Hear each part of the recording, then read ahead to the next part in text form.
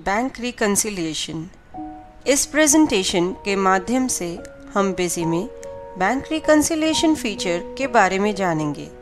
Bank reconciliation से आप entries को रिकन्साइल कर सकते हैं और चेक इश्यूड, रिसीव्ड की डिटेल्स जैसे अनक्लियर्ड एंट्रीज, क्लियरिंग डेट इत्यादि मेंटेन कर सकते हैं। बैंक रिकन्सिलिएशन फीचर यूज़ करने के लिए administration, configuration, features option, accounts tab में बैंक रिकन्सिलिएशन फीचर को एनेबल करें। इसके बाद हम अकाउंट मास्टर यूज़ करके बैंक्स के लिए अकाउंट क्रिएट करेंगे, यानी जिन जिन बैंक्स में हमारा अकाउंट है उनके लिए अकाउंट मास्टर क्रिएट करेंगे। बैंक का नाम बताया हमने, कोई ओपनिंग बैलेंस है तो वह बताया, बैंक अकाउंट नंबर बताया। अब जब आप मास्टर को सेव करेंगे तो अनक्लियर्ड एंट्रीज विंडो चेक इश्यूड और चेक डिपॉजिटेड दोनों के लिए ही आएगी। यह विंडो में आप आपके जितने भी अनक्लियर्ड चेक्स की डिटेल्स हैं वो एंटर कर सकते हैं, चाहे वो चेक आपने इशू किए हैं या डिपॉजिट किए हैं, दोनों की ही डिटेल्स आप यहाँ पे एंटर कर सकते हैं। बेसिकली जैसे आपने कोई चेक 29 मार्च या 30 मार्च को एंटर किया तो वो नेक्स्ट फाइनेंशियल ईयर में यानी 1 अप्रैल को वो अनक्लियर्ड एंट्रीज शो करेगा।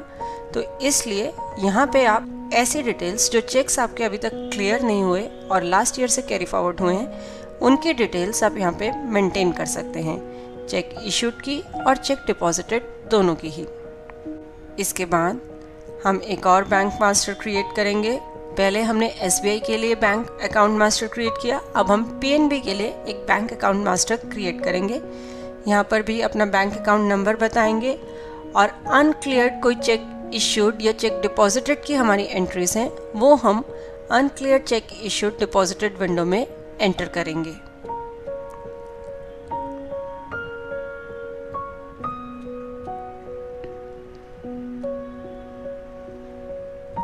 इसके बाद हम पेमेंट या रिसिप्ट से जुड़ी एंट्रीज अपनी एंटर करेंगे।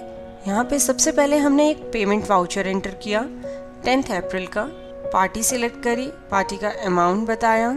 उसके बाद देखिए यहाँ पे हमने एक बैंक चार्जेस लिए हैं 30 रुपीज़ के, क्योंकि हमने RTGS के थ्रू पेमेंट करी थी तो वो एक्स्ट्रा चार्जेस जो हमने लगे हैं वो भी हमने इस वाउचर में डेबिट किए हैं। और स्टेट बैंक ऑफ इंडिया जो बैंक है वो हमने यूज़ किया है।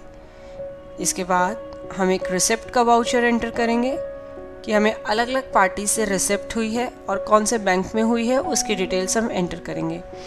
यहाँ पे हमने रिसिप्ट का वाउचर 15 अप्रैल की डेट का एंटर किया है। सबसे पहले हमने पार्टी सिलेक्ट करी जिन पार्टी से हमें चेक रिसीव हुआ है। यहाँ पे देखिए सबसे पहले हम बिदानी ट्रेडर्स जो पार्टी है उनकी डिटेल्स एंटर करी।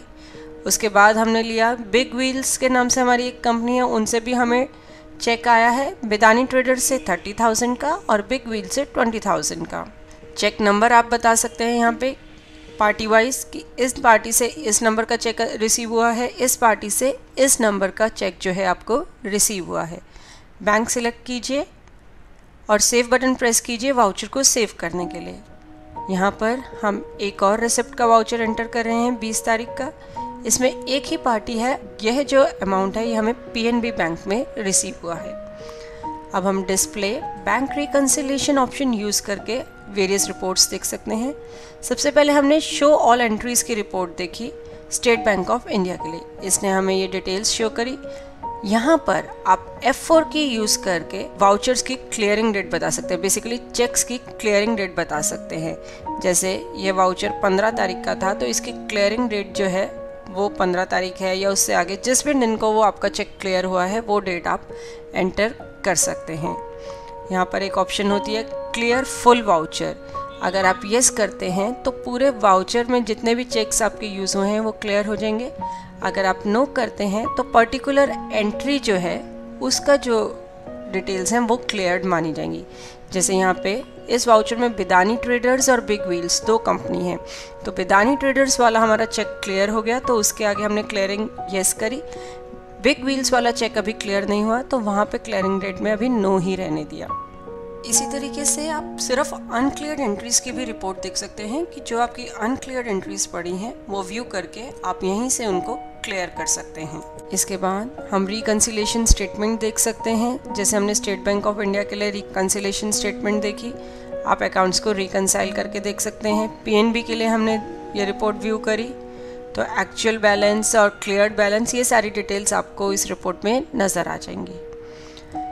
इसके बाद एक इम्पॉर्टेंट पॉइंट जो इसमें आता है, ईयर एंड पे जो हमारी एंट्रीज अनक्लियर्ड रह गई हैं उनका ट्रीटमेंट कैसे होगा। तो आप यहाँ पे जब फाइनेंशियल ईयर चेंज करेंगे तो बिजी ने आपसे पूछा भी कि आप बैंक रिकन्सिलिएशन फीचर यूज़ कर रहे हैं या नहीं। यह मैसेज तभी आता है जब आपकी बहुत ज़्यादा अनक्लियर्ड एंट्रीज ऐसा डेटा पड़ा हो।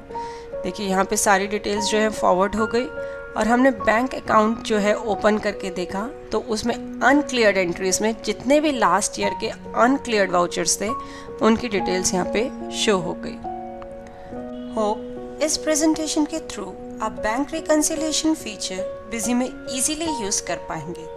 देखने के लिए धन्यवाद और वीडियोस के लिए हमारे YouTube चैनल पर सब्सक्राइब करें।